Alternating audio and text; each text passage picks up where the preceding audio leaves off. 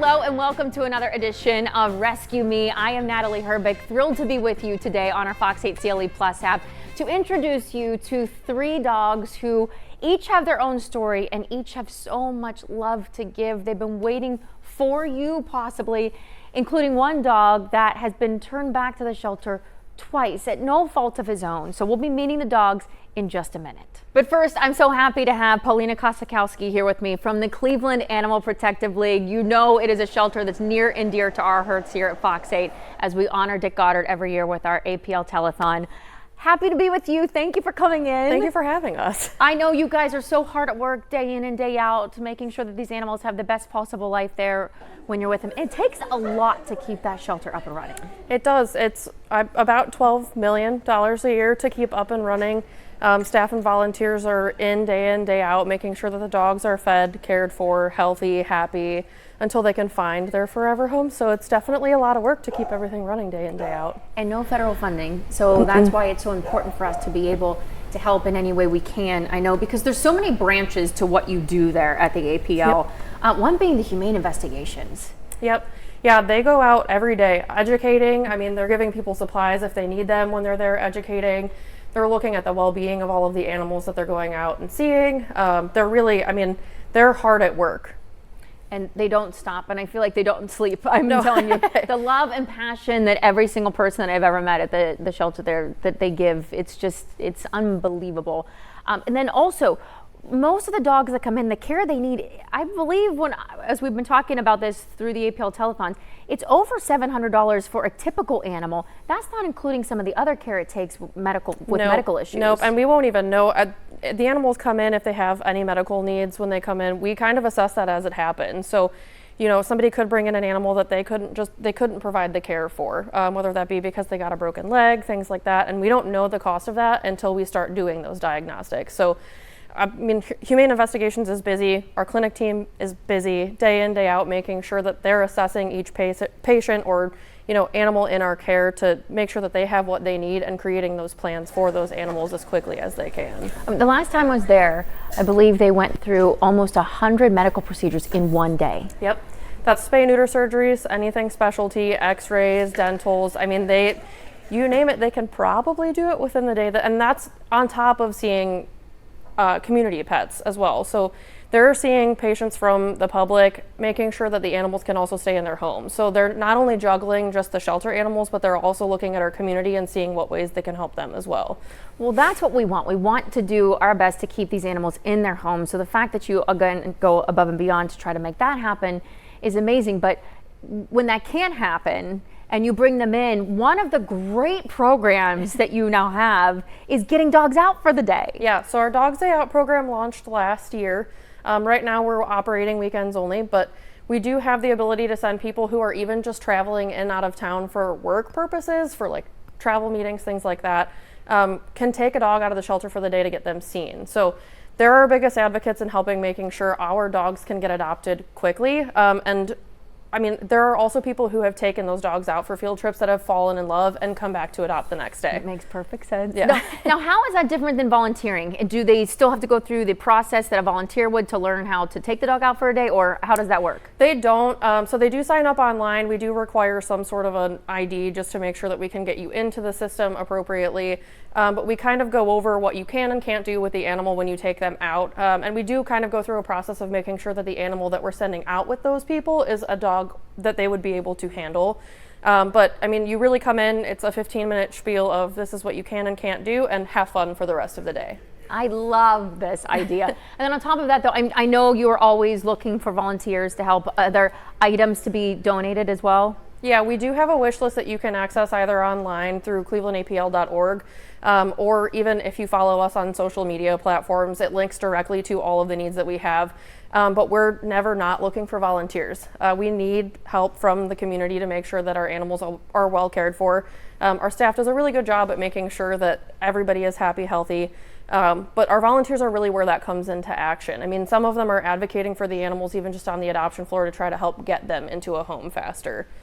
It's so amazing. And I'm telling you, I know you're always working on events that you do to help raise money. We do our APL telethon I've been talking about, but you also have an event coming up Fur in Ball. November. So Fur Ball is and more of a gala, but they do auction off a bunch of different really cool items from what I've been getting sneak peeks at.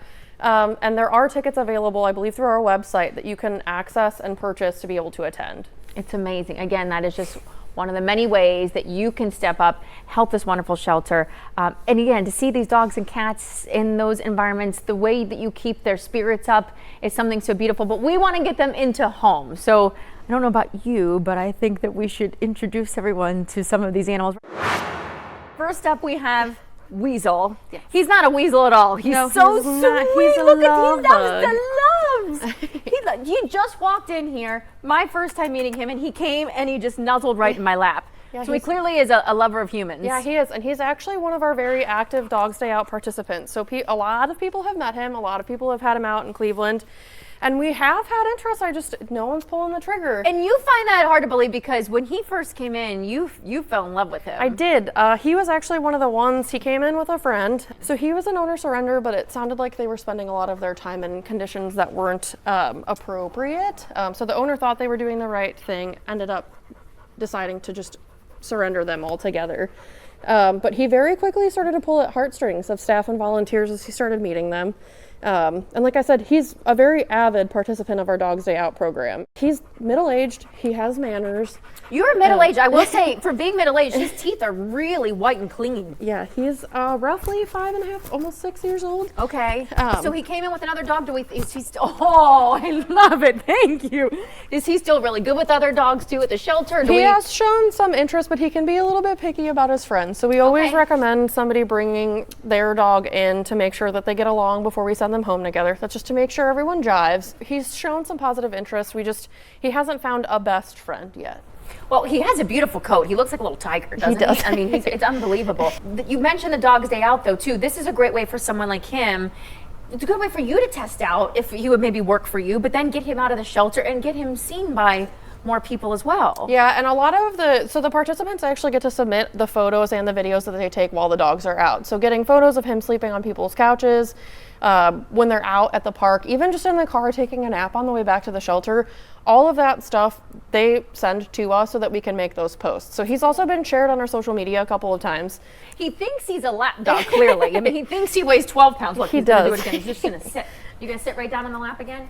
But he just has this personality. But how long, roughly, has he been with you guys So now? he was one that was adopted and returned to no fault of his own. He was also a dog that was treated for heartworm. So that's roughly like a 3-month treatment, and he doesn't have to do that entire treatment through the shelter. I believe he was adopted while he was being treated. The family just decided that he wasn't for them, ended up bringing him back. In total, I would say that he's approaching 4 months in our care on and off, which is obviously not ideal to see, especially for any dog, but he is one that we're still very surprised to see every day when we come in. Well, I see why. I mean, he just, again, feels like he's the lap dog, but he weighs, how much does he weigh? About 45 pounds or so? Roughly, yep. So yes, you think you're 12. I'm telling you. Well, come over here a second. I want everybody to see you one more time. He's so sweet and lovable. So if someone is thinking about maybe adopting him and they have another dog, though, we'll do a little meet and greet session right there at the shelter. Yeah, we always recommend it just to make sure everyone's jiving. Well, you're going to jive well with someone. I just know it. Thank you, Weasel, for coming in today. Oh my gosh, that fake. I can't get over it. All right, next up we have Raymond. Raymond is Raymond's so happy. very excited to be here. He is so happy to be here. Just walked in again. Such a sweet disposition. So happy to see everyone as he came into the studio. He was sitting with Aisha throughout our APL telethon. Yes, he was. So he's been in there at least since the telethon, which was over a month ago. And he actually had come to us shortly before that too. So he's been in our care roughly, I would say almost 2 months, 2.5 months now. And he responds well to treats. He does. He came in through our humane investigations team What happened with there? 2 other dogs. They were tethered outside, so obviously unideal conditions. We don't know if him and the 2 other dogs that he came in with had regular access to one another. So while he has been a playgroup rock star, is another one that we would probably recommend just making sure, because he can be very, as you see, rambunctious. But he's happy rambunctious. Look at him. It makes me so happy. He just wants to play. They just want to be puppies, and they deserve to have a family that allows them to just be a dog, right? And I love when you bring dogs in here like this and they still have that shine in them. They still have that happiness. It's not left. And I think that's so important that we keep that in them, and then that's why we got to get them out quickly so that they continue to have that. Yep, and he's another one that, I mean, all three of the dogs that you guys are going to see are going to be dogs that are regulars for our Dogs Day Out field trip program, but they're also dogs that our volunteers are absolutely obsessed with.